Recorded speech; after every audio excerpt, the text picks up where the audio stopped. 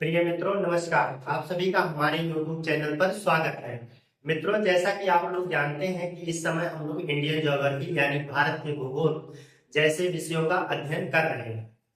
ठीक है, तो इसमें हम लोग जो है अपवाह तंत्र पढ़ रहे हैं मित्रों, अपवाह तंत्र। ठीक है, तो हमारा जो अध्याय था वो चल रहा है अपवाह तंत्र। अध्याय का नाम हमारे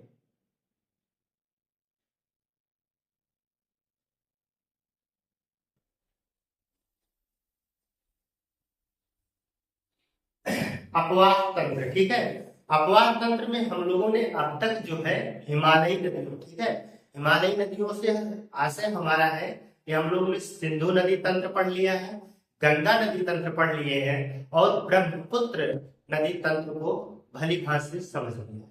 आज हम लोग जो है चालू करेंगे प्रायद्वीपीय भारत की नदियां। ठीक है, आज हम लोग प्रायद्वीपीय भारत की नदियों के विशेषताओं को समझने का प्रयास करते हैं और वो कौन कौन सी नदियां हैं उनको जो है मैप के माध्यम से हम लोग जो है एक एक नदियों को जो है सीखने का प्रयास करेंगे और उनके बारे में जानने की कोशिश करेंगे। वो नदियों की क्या अपनी विशेषताएं रखती हैं। ठीक है, तो इन चीजों को हम लोग समझेंगे। तो प्रायद्वीपीय भारत की जो भी नदियां हैं, ठीक है, वो हिमालयी नदियों की सबसे पहली विशेषताएं है कि हिमालय की नदियां तो नई नदियां हैं। ठीक है, वहां की नदियां जो है नई नदियां हैं, जबकि प्रायद्वीपीय भारत की जो नदियां हैं वो हिमालयी नदियों की अपेक्षा पुरानी है। ठीक है, बहुत पहले समय से बह रही है, इसलिए पुरानी नदियों की श्रेणी में आएंगे। तो जो प्रायद्वीपीय भारत की नदियां हैं वो सदा नीरा नहीं है। ठीक है, या बारहमासी नदियां नहीं है। ये जो है अपने ये जो नदियां हैं प्रायद्वीपीय भारत की जो नदियां हैं ये अपने आधार तल को प्राप्त कर चुकी है। मतलब इन्होंने अपने आधार को इतना काट दिया है कि अब इससे ज्यादा वो नदी काटती है, जिसको कहा जाता है कि नदियों ने आधार तल को काट दिया है। पूरी लंबोर उनको जितना काटना था वो लोग काट चुके हैं। अब कटने की कोई गुंजाइश नीचे धरातल में नदी के नीचे तली में तो नहीं है, लेकिन वो नदियां जो है अपने किनारों में अभी भी कटाव को जारी रखे हुए हैं। इसलिए हम कह सकते हैं कि प्रायद्वीपीय नदियों की चौड़ाई जो है अभी भी लगातार बढ़ रही है। ठीक है, उनकी चौड़ाई जो है बढ़ रही है, जबकि वो नीचे तली में अपने धरातल को जो है प्राप्त कर चुकी है। ठीक, तो ये जो है काफी वृद्धा को प्राप्त हो चुकी है, वृद्ध हो चुकी है, प्रौढ़ावस्था को प्राप्त कर चुकी है। ठीक है, ये नदियां काफी पुरानी है। इन सब बातों को हम लोगों ने देखा है। ये नदियां देखेंगे आप लोग वृक्षाकार, ठीक है, या वृक्षाकृति का निर्माण करती है। क्योंकि इनमें से बहुत सारी नदियां सहायक नदियां मिल रही है, तो ऐसा लगता है कि ये वृक्षनुमा जो है आकृति वाली नदियां हैं। ठीक है, तो इस प्रकार जो है ये नदियां ये नदियां जो है आप देखेंगे कि इसमें जल पश्चिमी घाट जो है वो जल विभाजक के रूप में कार्य करता है। पश्चिमी घाट के पूरब में देखेंगे तो जो पश्चिमी घाट का पूरब में जो भी पश्चिमी घाट के पूरब में जो ढलान है, ठीक है, वहां की नदियों को आप देखेंगे लगातार नदियां लंबी होती है। ठीक है, बड़ी नदियां होती है, जबकि पश्चिमी घाट के पश्चिम की जितनी नदियां होती है छोटी होती है, छोटी नदियां होती है और ये नदियां जो है बहुत तीव्रगामी होती है। तो पश्चिमी घाट के पश्चिम में जो नदियां यानी कि अरब सागर में अपना जल गिराती है वो ज्यादातर एस्चुरी का निर्माण करती है। ठीक है, एस्चुरी क्या चीज होता है बच्चों? एस्चुरी का मतलब होता है कि ये नदियां डायरेक्ट अपने जल को सीधा एकदम समुद्र में गिरा देती है। ठीक है, किसी प्रकार की कोई डेल्टा का निर्माण नहीं होता है। कारण है कि ये नदियां काफी ऊंचाई से आती है, छोटी नदियां होती है, इनके जल का वेग बहुत ज्यादा होता है, इसलिए इनके साथ में जो भी अवसाद या मलबा होता है वो सीधा समुद्र में चला जाता है और वहां के उनके किनारों पे या उनके तट पे किसी प्रकार के डेल्टा का निर्माण नहीं होता है। जब नदियां सीधे समुद्र में प्रवेश कर जाती है तो इसी स्थिति को ऐश्वरी कहा जाता है। ठीक है, क्या कहा जाता है? तो ऐश्वरी। ठीक है, ये ऐश्वरी का निर्माण करती है।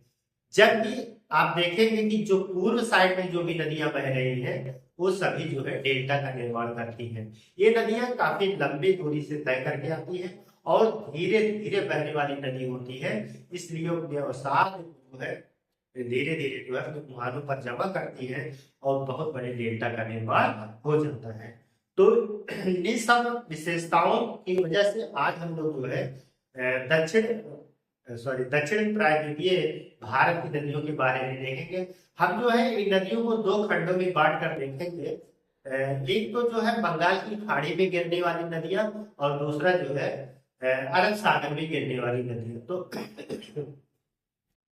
हम लोग सबसे पहले जो है बंगाल की खाड़ी में जो नदियां गिर रही है इनका हम लोग पढ़ेंगे, जिक्र करेंगे, ठीक है। जैसे आप लोग देखेंगे कि इसमें स्वर्ण रेखा है, बैतरणी है, ब्राह्मणी है, महानदी है, गोदावरी है, कृष्णा है, कावेरी है, पेन्नार है, पलार है, बैगई है, ताम्रपर्णी। हमने इन्हीं नदियों को एक क्रम से, ठीक है, ध्यान रहे कि ये जो हमने नाम बोला है इनका एक अपना क्रम है, ठीक है। ऊपर से लेके हमने नीचे यानी कि उत्तर से दक्षिण तक के क्रम, क्योंकि कभी कभी जो है परीक्षा में जो है इनके उत्तर से दक्षिण क्रम, दक्षिण से उत्तर के क्रम में पूछे जाते हैं, तो इसलिए नदियों का क्रम जो है आप लोगों को बेहतर तरीके से पता होना चाहिए। तो हमने जो नाम बोला है, जैसे पहले आप देखेंगे, हालांकि हुगली भी है, हुगली से आप देखें, हुगली स्वर्ण रेखा है, इसके बाद जो है ब्राह्मणी है, बैतरणी है, ठीक है। और इसके बाद देखेंगे कि महानदी है, महानदी के बाद गोदावरी, कृष्णा, कावेरी, पेन्नार है, पलार है, और फिर आप देखेंगे इधर ताम्रपर्णी है, ठीक है। एक बैगई भी है, इसके बाद जो है आप ताम्रपर्णी देखेंगे। तो हम एक एक नदियों की जो विशेषताएं हैं उस सारी विशेषताओं को हम लोग नोट करेंगे। हालांकि पॉइंट वाइज हम लोग नोट करेंगे। तो सबसे पहले जो है आज हम लोग देखेंगे प्रायद्वीपीय भारत की नदियां, ठीक है। तो हम देखते हैं कि प्रायद्वीपीय अपवाह तंत्र में की क्या विशेषता है, इसको हम लोग पहले नोट करेंगे।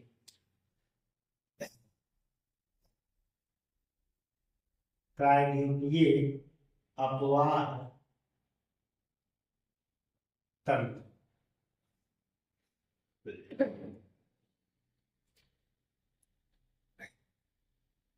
तो सबसे पहला हमारा पॉइंट इसमें बनेगा प्रायद्वीपीय नदियां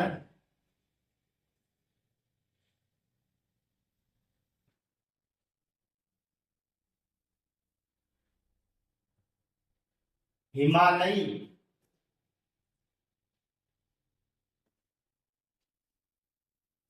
नदियों से पुरानी पुरानी। सबसे पहली बात तो हम यही नोट करेंगे, ये नदियां जो है हिमालयी नदियों से पुरानी है, ठीक है। यहाँ पर देखेंगे कि पश्चिमी घाट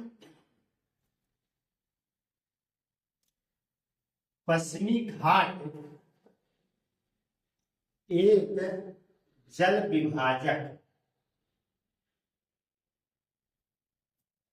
विभाजक है, जिसके पश्चिम की नदियां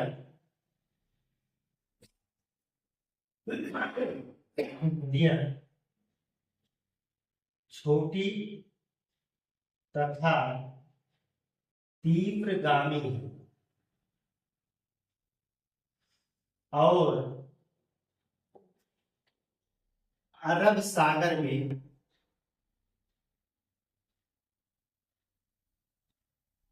गिरती है। ये नदियां एस्चुअरी का निर्माण करती है, ठीक है। इस पॉइंट को आप लोग विधिवत समझ लीजिएगा कि एस्चुअरी का निर्माण करती है, जबकि जबकि जबकि जो पश्चिमी घाट के पूरब की नदियां हैं वो धीमी गति से, और लंबी नदियां हैं वो डेल्टा का निर्माण करती हैं, ठीक है। ये बात हमें यहाँ पे नोट करनी है। जबकि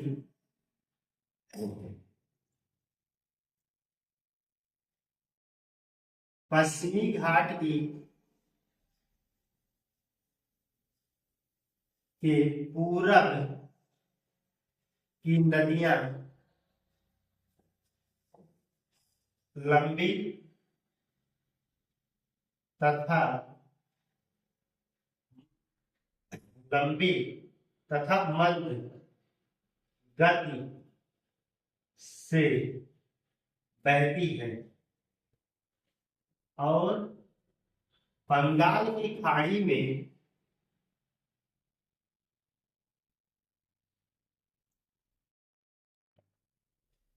अपना मुहाना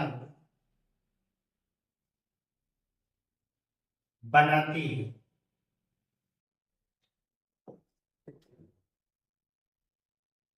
ये नदियां डेल्टा का निर्माण होती है, डेल्टा का निर्माण करती है। ठीक है, ये नदियां क्या करती हैं? डेल्टा का निर्माण करती हैं।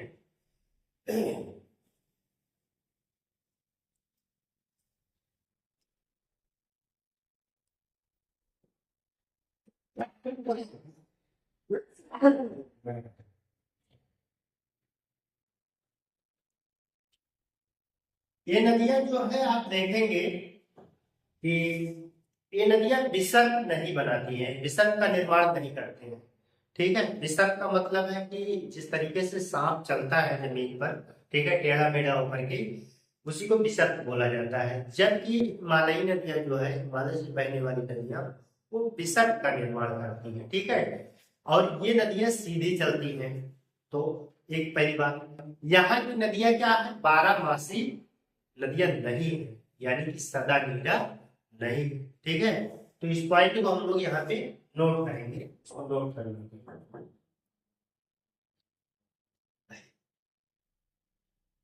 इनका अपना सुनिश्चित मार्ग है। ये विसर्ग नहीं बनाती, ये विसर्ग नहीं बनाती है। ये 12 मासी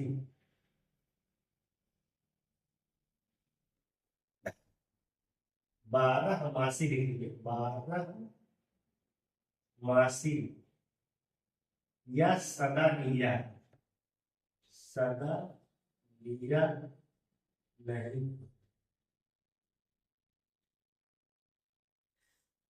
सदा नीरा नहीं। ठीक है, मतलब हमेशा जल से नहीं भरी रहती है, ऐसा कहा गया, सदा नीरा नहीं।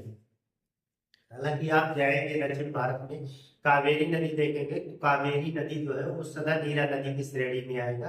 कारण है कि उसको जो है, आप देखेंगे कि दक्षिण पश्चिम मानसून से भी जल प्राप्त हो जाता है, और उत्तर पूर्वी यानी कि लौटते हुए मानसून से भी जल प्राप्त हो जाता है। यानी कि सर्दी में भी उसे जल प्राप्त होता है और गर्मी में भी उसे जल प्राप्त होता है। तो इसलिए हम कह सकते हैं कि वो नदी एक सदा नीरा नदी है। ठीक है, तो वो एक नदी अपवास रूप में रहेगी, हम उसको अभी आगे नोट करेंगे। इस चीज को आप लोग जानते रहिएगा।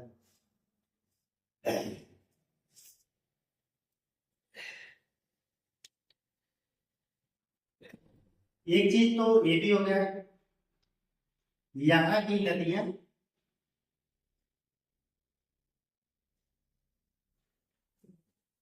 वृद्धावस्था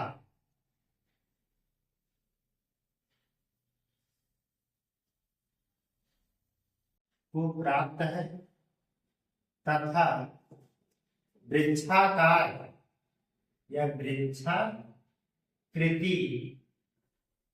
का निर्माण करती है।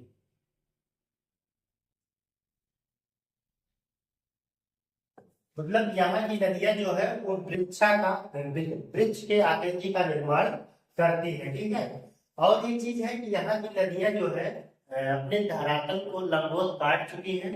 अब जो भी काट रही हो वो किनारों पे काट रही है। ठीक है, यानी कि आधार तल को प्राप्त हो चुकी है। यहाँ की नदियां अपने लंबवत आधार तल को प्राप्त कर चुकी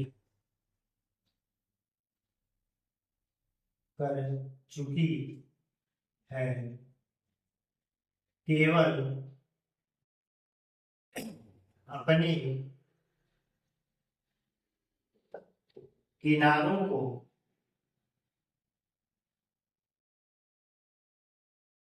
काट कर लगातार चौड़ी कर रही,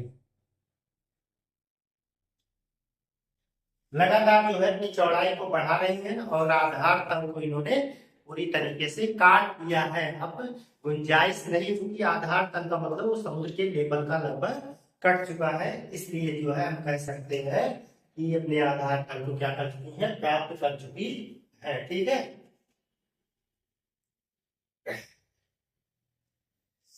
तो मित्रों आप लोगों ने जो है इतना प्रायद्वीपीय नदियों के बारे में जो है आप लोगों ने देखा, ये महत्वपूर्ण विशेषताएं हैं। ठीक है, तो इनकी ये विशेषताओं को आप लोग नोट कर लीजिए, इसका स्क्रीनशॉट ले लीजिए। महत्वपूर्ण विशेषताएं हैं। आइए हम जो है बंगाल की खाड़ी में गिरने वाली, इनको हम दो पार्ट में पढ़ेंगे, एक बंगाल की खाड़ी में गिरने वाली नदियां और एक जो है अरब सागर में गिरने वाली। तो आज हम लोग जो है बंगाल की खाड़ी में जो नदियां गिर रही हैं उनके बारे में देखेंगे। ठीक है, तो कौन कौन सी नदियां बंगाल की खाड़ी में गिरती हैं उनको हम एक मैप के माध्यम से आप लोगों को बताएंगे और एक एक नदियों के बारे में उनकी विशेषताओं को नोट करेंगे। ठीक है, तो इसका स्क्रीनशॉट ले लीजिए, फिर हम लोग जो है देखते हैं।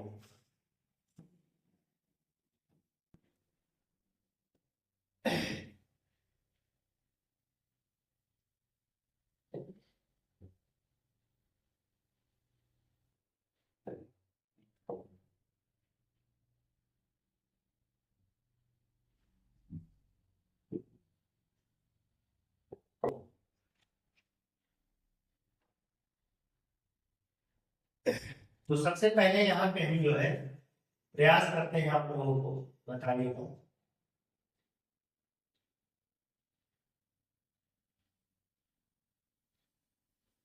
ये हम मान लेते हैं कि बंगाल की खाड़ी है। क्या है भाई, बंगाल की खाड़ी है। ठीक है, अभी पूरा प्रायद्वीपीय भारत है। ठीक है, अब चूंकि हमें इधर तो पढ़ना नहीं है, अभी अभी हमें बंगाल की खाड़ी में गिरने वाली नदियां, हमारी हेडिंग यहाँ पर पड़ जाएगी, बंगाल की खाड़ी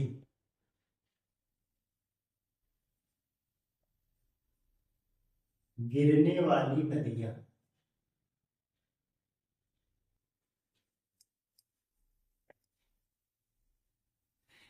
गिरने वाली नदियां का मतलब वो अपना मुहाना जो है बंगाल की खाड़ी में, अपना जल जो है वो बंगाल की खाड़ी में गिरा रही है। ठीक है, इसका मतलब यही हुआ।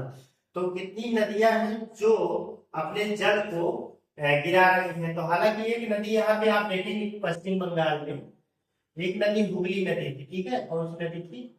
हुगली नदी। हुगली नदी, तो हुगली नदी की क्या विशेषता थी? तो हुगली नदी जो है, हालांकि उसको हमने पीछे पढ़ चुके हैं हुगली नदी, हुगली नदी के बारे में। तो हुगली नदी जो है बितरिया नदी थी।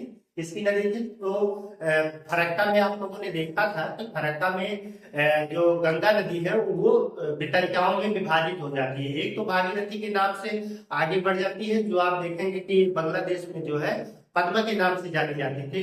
एक दूसरी उसी की नदी थी जो बितरिया के रूप में डिवाइड होकर सीधे दक्षिण की तरफ आती है, यानी कि पश्चिम बंगाल से सीधा बहती हुई कोलकाता इसके किनारे बसा हुआ है, उसका नाम हुगली नदी है।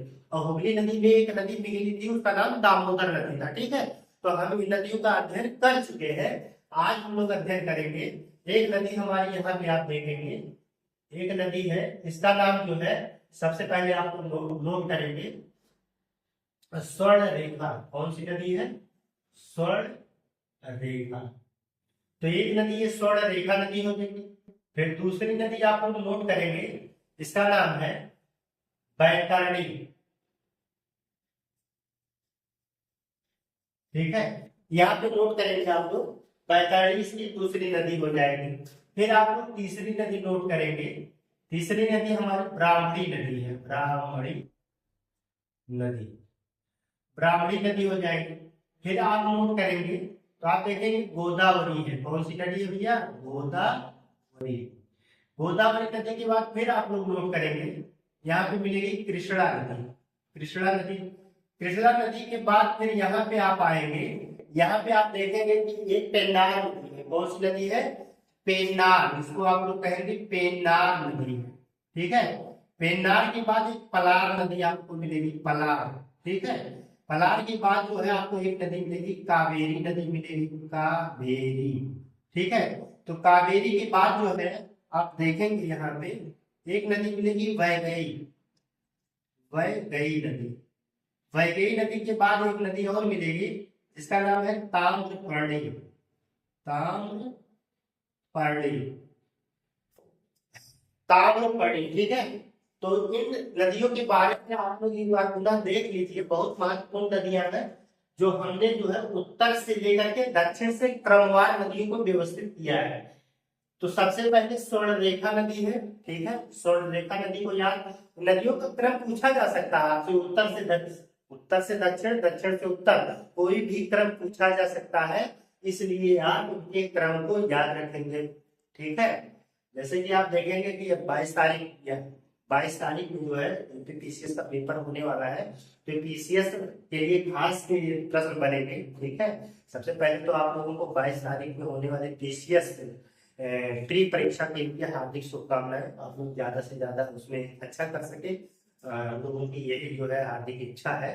तो इसी को मद्देनजर रखते हुए जो है हम लोग खासकर पीसीएस और आरओ से संबंधित, आरओ से संबंधित जीएस वाले पोर्शन को हम लोग पढ़ाएंगे, ठीक है। तो आप लोग जो है हमारे प्लेटफॉर्म पर जो है यूपी पीसीएस और आरओ से संबंधित जो है हम लोग टारगेट रहता है, इसी से संबंधित हम लोग जीएस पढ़ाते हैं। हालांकि जीएस है तो जीएस तो अपने आप में पूरा सागर होता है, तो इसको जो है सभी जगहों पे इसका अहम रोल होता है, इसलिए जीएस को कहीं नकारा नहीं जा सकता है, ठीक है। तो आप इसको किसी भी तरीके से आप इस्तेमाल इसका कर सकते हैं, किसी भी परीक्षा के लिए महत्वपूर्ण रोल अदा करता है, इसलिए आप जीएस से कहीं भी छुटकारा नहीं ले सकते हैं। तो इम्पोर्टेंट है, सब जगह महत्वपूर्ण है, चीजों को समझना, ठीक है। ये इसमें पूछा जाएगा, उसमें पूछा जाएगा, यहाँ आएगा, वहां आएगा, इस सबके चक्कर में नहीं पड़ना चाहिए आपको, बस कॉन्सेप्ट, ठीक है, उसके फैक्ट्स जो महत्वपूर्ण होते हैं उन चीजों को बेहद पता होना चाहिए, ठीक है। परीक्षाओं का मतलब यही है।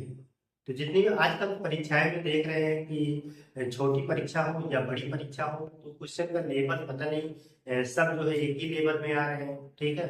बच्चे कहते हैं कि इसका प्रश्न टफ हो गया, लेवल इसका बढ़ गया है, तो क्यों हो रहा है ऐसा, क्योंकि कंपटीशन का दौर है, कंपटीशन बहुत ज्यादा है, इसलिए आप लोग जो है इग्नोर करके नहीं चल सकते हैं। तो चीजों को समझना पड़ेगा और सीखना पड़ेगा, ठीक है। इसके चक्कर में मत पड़े रहिए कि यहाँ पे क्या होगा कि हम इसको नहीं पढ़ेंगे, कम में पढ़ लेंगे चल जाएगा काम, ऐसा नहीं है, बहुत गहराई से पढ़ना पड़ेगा चीजों को। जब तक आप गहराई में नहीं जाएंगे तब तक आप बात समझ नहीं पाएंगे और फिर वो आपसे स्किप कर जाएंगे, ठीक है। तो इस बात को ध्यान रखिएगा, चाहे छोटी परीक्षा हो या बड़ी परीक्षा हो, आजकल सभी लेवल लगभग समान चल रहे हैं। तो परीक्षाओं की जटिलता को देखते हुए जो है हम लोगों को चीजों को बहुत बेहतर तरीके से पढ़ना है, ठीक है। तो ये सब जो है क्रम क्रम आपसे पूछे जा सकते हैं, तो इन क्रम को आप लोगों को तैयारी होनी चाहिए, ठीक है। तो ये सभी नदियां जो है अपना जल बंगाल की खाड़ी में गिराएंगे, तो इसका जो है आप लोग एक स्क्रीनशॉट ले लीजिए। हम जो है फिर एक एक नदियों को क्रम से देखते हैं और उनकी क्या विशेषताएं हैं इसको हम लोग नोट करते चलते हैं, ठीक है। तो इसका जो है आप लोग एक स्क्रीनशॉट ले लीजिए, फिर हम क्रमवार को नोट करेंगे।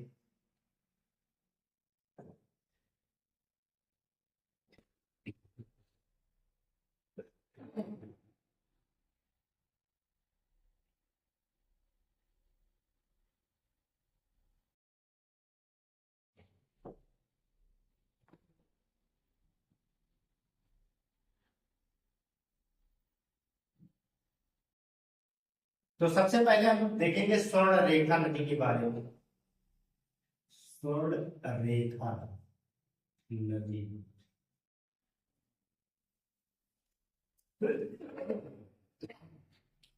लीजिए यह झारखंड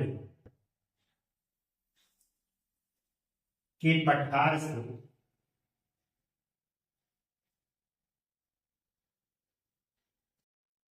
प्रवाहित होती है।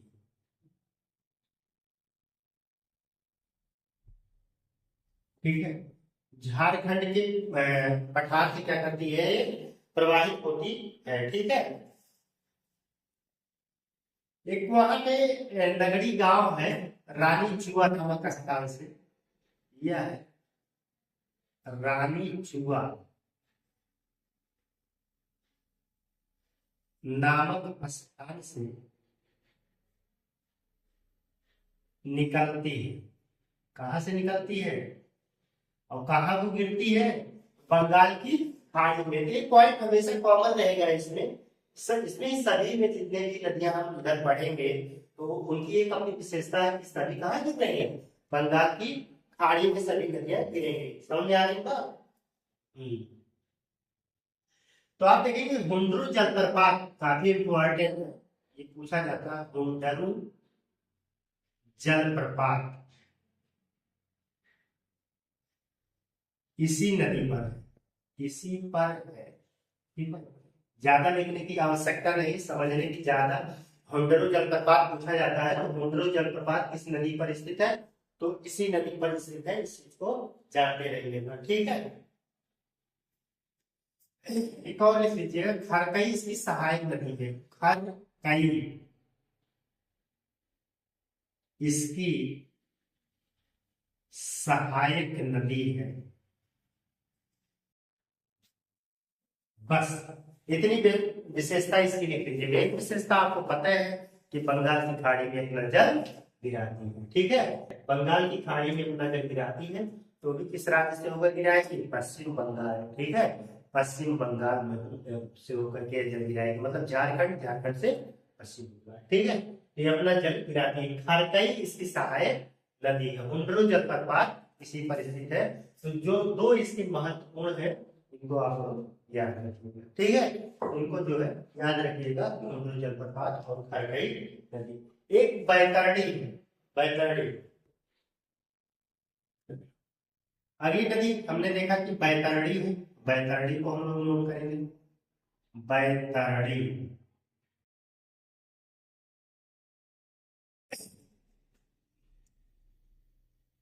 क्यों, झर की पहाड़ियों,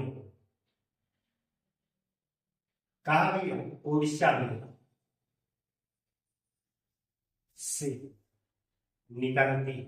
बस इसमें हमें इतना ही नोट करना है, छोटी नदियां हैं। ठीक है, परंतु आपसे पूछा जा सकता है कहां से निकलती है, हालांकि पूछा नहीं गया। अब हम पढ़ा रहे हैं तो अब इनको विधिवत पढ़ेंगे। ठीक है, क्योंझर, क्योंझर जिला है उड़ीसा में, वहां की पहाड़ियां हैं और उसी पहाड़ियों से ये नदी निकलती है और निकलती फिर बंगाल की खाड़ी में अपना जल गिराती है। ठीक है, बैतरणी हो गया। बैतरणी के बाद आपने देखा ब्राह्मणी, क्या देखा था, ब्राह्मणी। ठीक है,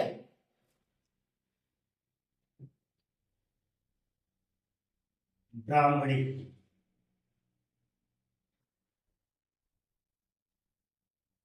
ब्राह्मणी तो ब्राह्मणी नदी जो है वो राउरकेला, राउरकेला के निकट। राउरकेला क्या भाई, राउरकेला जिला। ठीक है, कहाँ का जिला है, उड़ीसा में। ठीक है, उड़ीसा का एक जिला राउरकेला के निकट दक्षिणी कोयल, दक्षिणी कोयल, एक हमने उत्तरी कोयल बताया था। ठीक है, उत्तरी कोयल आपको कमेंट करके बताइए कि उत्तरी कोयल नदी किस नदी की सहायक नदी है। हम आपसे प्रश्न करते हैं कि उत्तरी कोयल बताइए, जबकि हमने इसको पढ़ाया है। ठीक है, तो आप आपको बताइए कि हमने पीछे वाले वीडियो में किस नदी की सहायक नदी बताया है, उत्तरी कोयल। तो ये तो दक्षिणी कोयल है, अब उत्तरी कोयल के बारे में आप लोगों को बताना है। दक्षिणी कोयल जो शंख नदी, के मिलने से बनी। कहने का मतलब है कि इसका जन्म कहाँ से होता है? दो नदियां हैं, एक तो दक्षिणी कोयल है, एक शंख नदी है। दोनों नदियों के संगम जहां हो जाता है, उस संगम से आगे की जो नदी बनती है, उस नदी का नाम हम क्या रखते हैं? ब्राह्मणी नदी के रूप में जानते हैं। ठीक है, तो ब्राह्मणी नदी, हमने तीन नदियों को यहाँ पे देख लिया है। एक स्वर्ण रेखा नदी देखते हैं, दूसरी बैतरणी है, तीसरी जो है ब्राह्मणी है। ठीक है, स्वर्ण रेखा नदी को स्वर्ण रेखा इसलिए कहते हैं क्योंकि यहाँ के रेत में जो है सोना पाया जाता है, इसलिए इसे स्वर्ण, उसी के नाम पे स्वर्ण रेखा नदी रख दिया गया है। तो इन तीनों नदियों को जो है हम लोगों ने देख लिया है, इसको आप लोग जो है नोट डाउन कर सकते हैं। इसके बाद जो है हम लोग आपकी महानदी के बारे में हम लोग देखेंगे। ठीक है, तो हमारा अगला होगा महानदी। आप लोग जो है इसका स्क्रीनशॉट ले लीजिए, हम बिठाएंगे।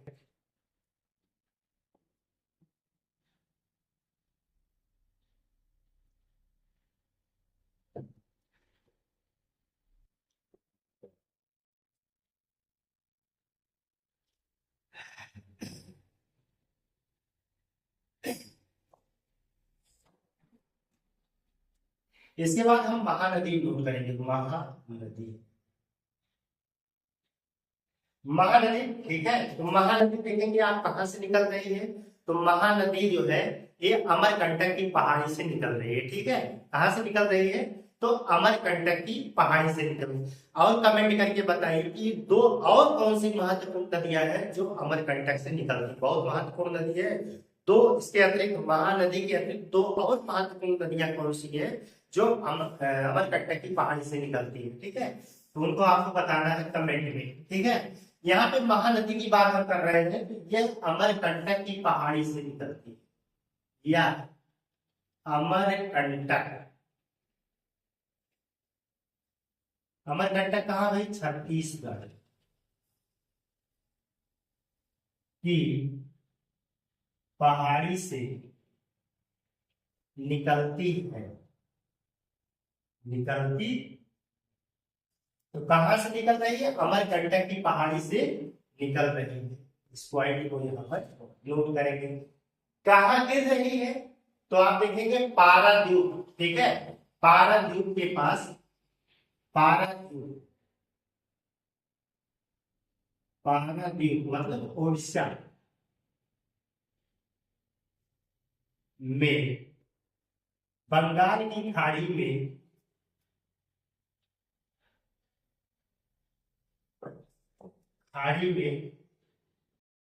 अपना जल गिराती है।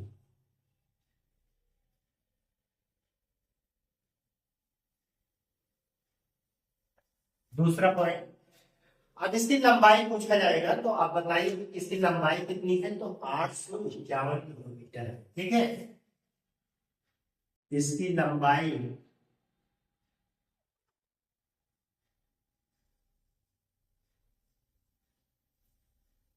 851 किलोमीटर है।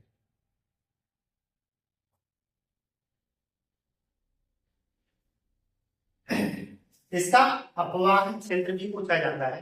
तो अपवाह क्षेत्र आप देखेंगे कि मध्य प्रदेश, छत्तीसगढ़, झारखंड, उड़ीसा। ठीक है, तो इसके अपवाह क्षेत्र है, इसको आप लोग नोट करिएगा। इसका अपवाह क्षेत्र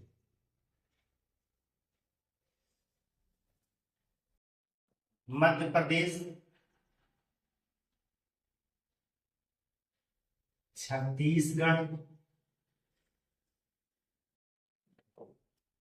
झारखंड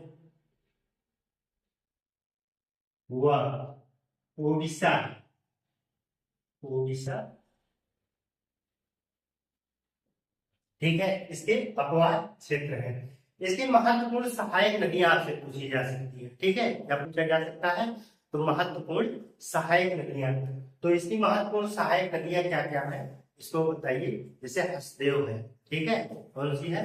हसदेव है, ईब है, मांड है, तेल है, जोग है। पूछा जा सकता है कि कौन नदी किस तरीके से तरफ से मिलती है, तो आप कह दीजिएगा तेल और जोग दो ऐसी नदियां हैं जो इसके दाहिने तट से मिलती है। ठीक है, इतना ध्यान रखना है। और इसके ऊपर से जो ऊपर से मिलती है ईब मान, ठीक है, ईब है, मान है, और एक हसदेव है, ठीक है, ये सब जो है इधर से मिलती है, तो इसको नोट कर लीजिएगा।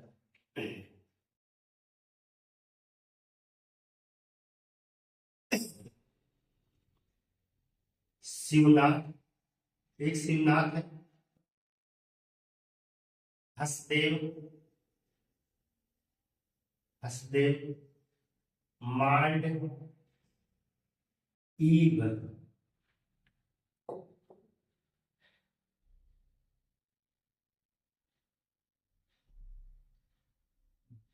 बाएं तट पर जब भी चौक व तेल दाएं तट पर मिलने वाली सहायक नदी है, सहायक नदियां है, ठीक है। बेहतरीन तरीके से आप लोग इसको समझ लीजिएगा, ठीक है। शिवनाथ, हसदेव, मांड की बाएं तट पे मिलती है, ठीक है, ऊपर से, अगर नदी इधर को बह रही है सीधा तो इधर से मिलती है। और तेल और जो एक लौंग भी है, ठीक है, लौंग, लौंग कहते हैं उसे।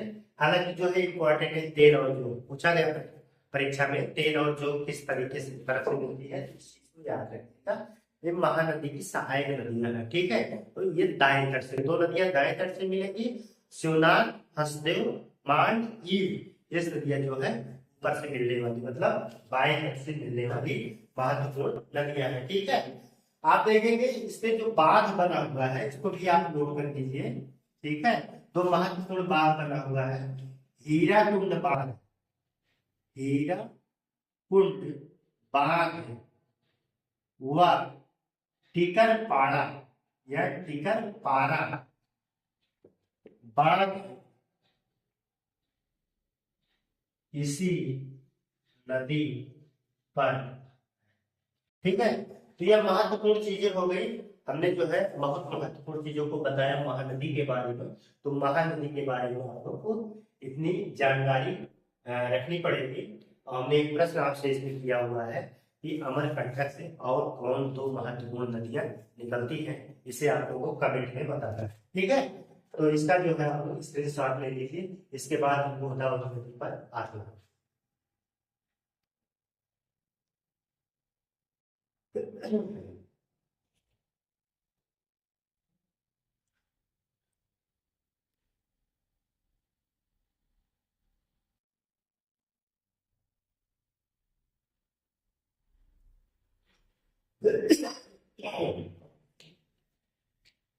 आप लोग जो है नोट करेंगे गोदावरी,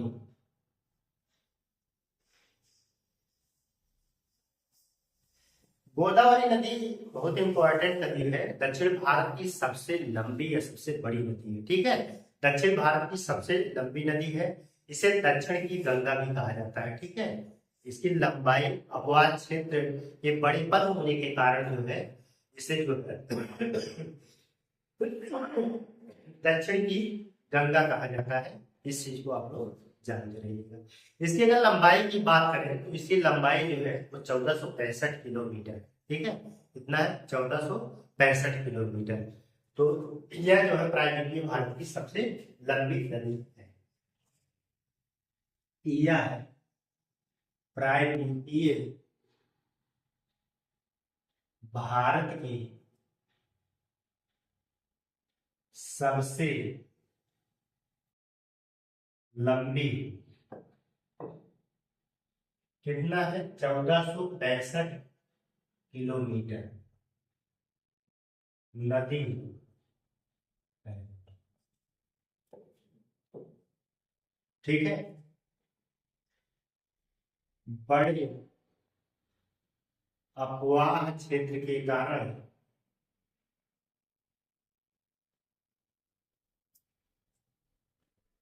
इसे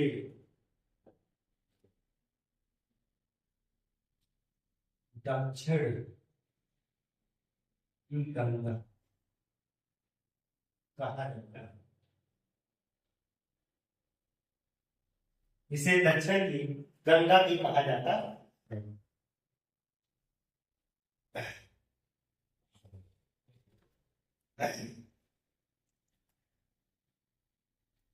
यह कहां से निकलती है? तो एक त्रैवकम, ठीक है, त्रैवक है नासिक जिले में, महाराष्ट्र में, वहीं से ये निकलती है। इसलिए यह त्रैवक नासिक जिला कहाँ है? महाराष्ट्र से निकलती है, निकलती। इस चीज को आप लोग यहाँ पे नोट करेंगे, ये महत्वपूर्ण चीजें हैं, इस बारे में नोट कर लीजिएगा।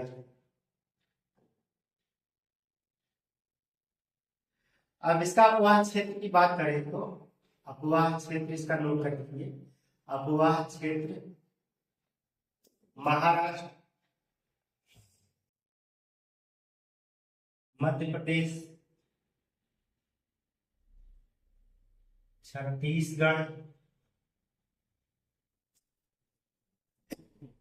मध्य प्रदेश, छत्तीसगढ़, आंध्र प्रदेश, तेलंगाना, वो कर्नाटक है।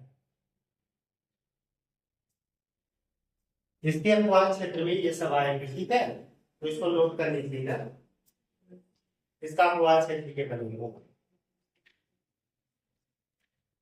इसकी सहायक नदियां लिख लीजिए, सहायक नदियां।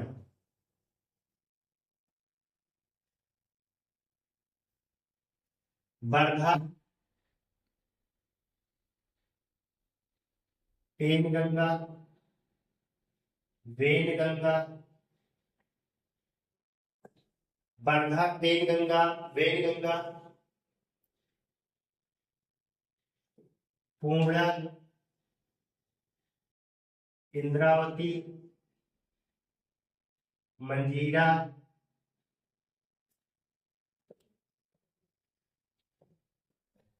मंजीरा आदि, ठीक है, ये सब जो है सहायक नदियां हैं।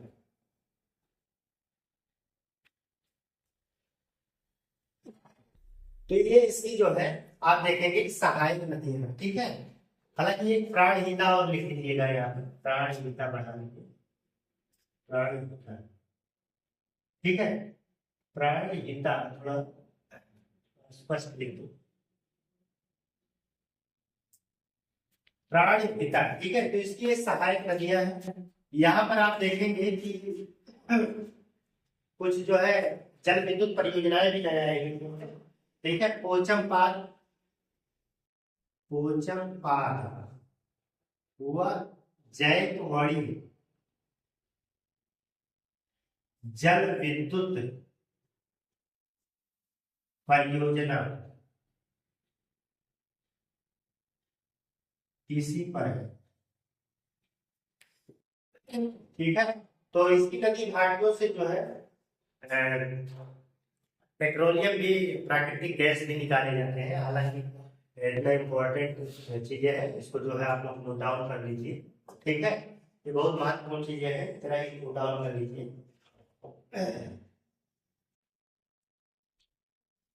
इसके बाद जो है अगला हमारा ये पे, इसी में नोट कर लेते हैं आप लोग, कावेरी नदी लिख लीजिए, का गोदावरी की बात नहीं से कृष्णा लिखिए, कृष्णा, सॉरी कृष्णा लिखिए, कृष्णा नदी,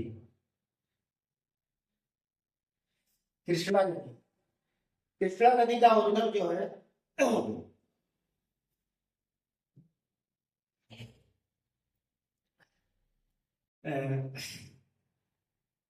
देखें, यह है महाबलेश्वर, महाराष्ट्र से निकलती है। कहां से निकलती है? यह महाबलेश्वर या महाराष्ट्र से निकलती है, ठीक है। यह भारत की दूसरी, यह प्रायद्वीपीय भारत की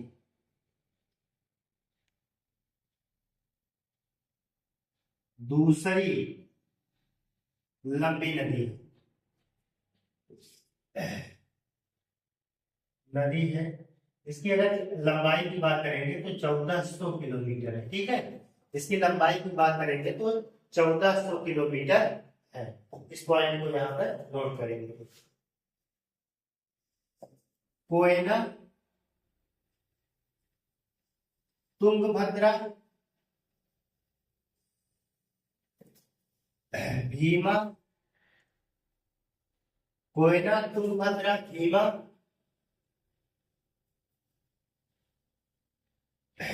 मूसी, घाटप्रभा, मालप्रभा,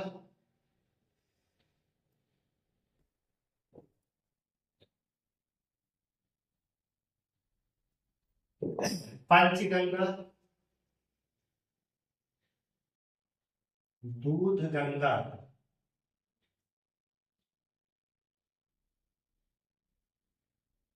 इसकी सहायक नदी है, सहायक नदी, ठीक है। इसकी ये सहायक नदियां हैं, इस चीज को जानते हैं।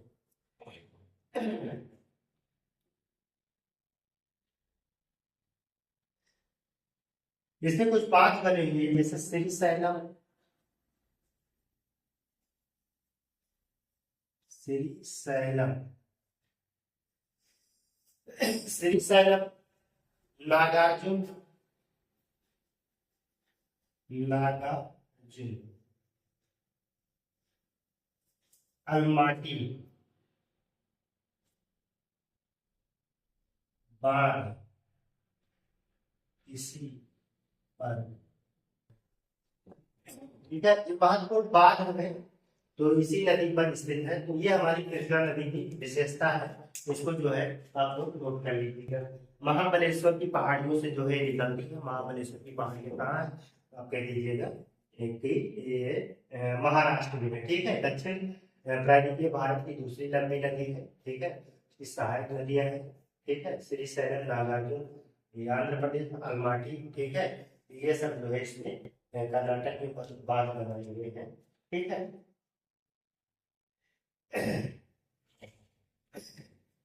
इसका जो है आप लोग इसलिए शॉर्ट ले लीजिए, फिर इसके बाद हमारी एक और बनती है कावेरी नदी के बारे में।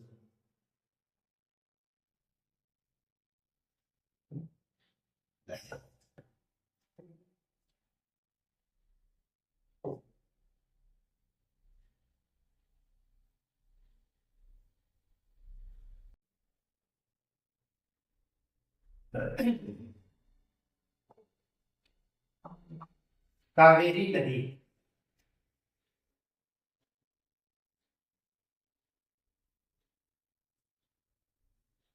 कावेरी नदी, कावेरी नदी कहाँ से निकलती है तो ब्रह्मगिरी की पहाड़ियों, ठीक है। कर्नाटक में ब्रह्मगिरी की पहाड़ियां हैं, वहीं से यह नदी निकलती है। कावेरी जो है महत्वपूर्ण नदी है, ठीक है। तो इस चीज को आप लोग नोट करेंगे। तो यह जो है, यह ब्रह्मगिरी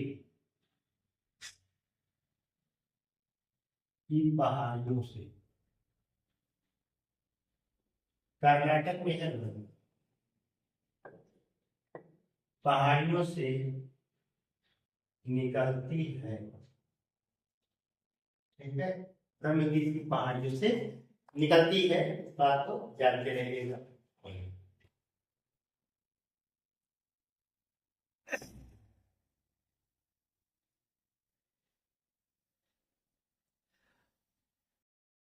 नहीं देखेंगे।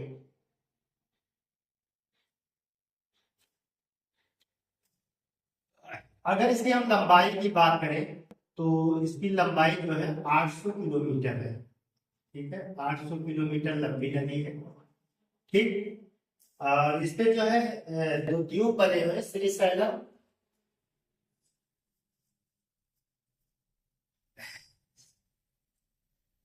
शिव समुद्रम, ठीक है। शिव समुद्रम,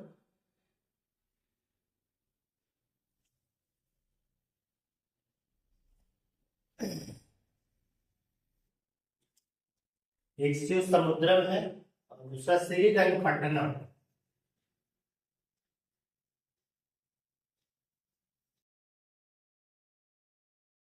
नदी द्वीप है, नदी द्वीप बने हुए हैं इसमें, ठीक है।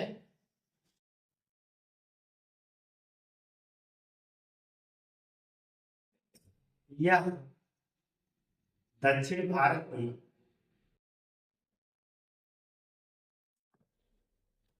एक सदा नीरा नदी है। यह दक्षिण भारत की एक सदा नीरा नदी है। तो सदा नीरा नदी क्यों है? क्योंकि जो है आप देखेंगे गर्मियों में जो है दक्षिण पश्चिम मानसून से और सर्दी में जो है उत्तर पूर्व मानसून से जो है ये जल प्राप्त करती है, ठीक है। क्योंकि गर्मी में दक्षिण पश्चिम मानसून तथा सर्दी में उत्तर पूर्वी मानसून से वर्षा जल प्राप्त करती है। इसलिए जो है इसमें जल की पर्याप्तता बनी रहती है, ठीक है। इस बात को आप लोग यहाँ पे नोट कर लीजिएगा, ठीक है। सहायक नदी इसकी लिख लीजिए, सहायक नदी कागनी, भवानी, कागनी, भवानी, अमरावती, हेमवती, अमरावती, हेमवती,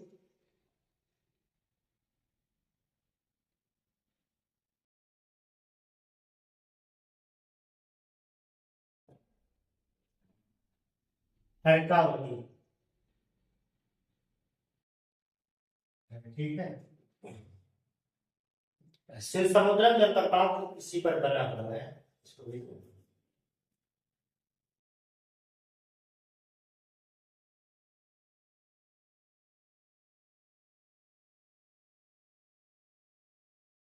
इसी पर है, ठीक है। मतलब इसी नदी पर शिव समुद्रम जलप्रपात है।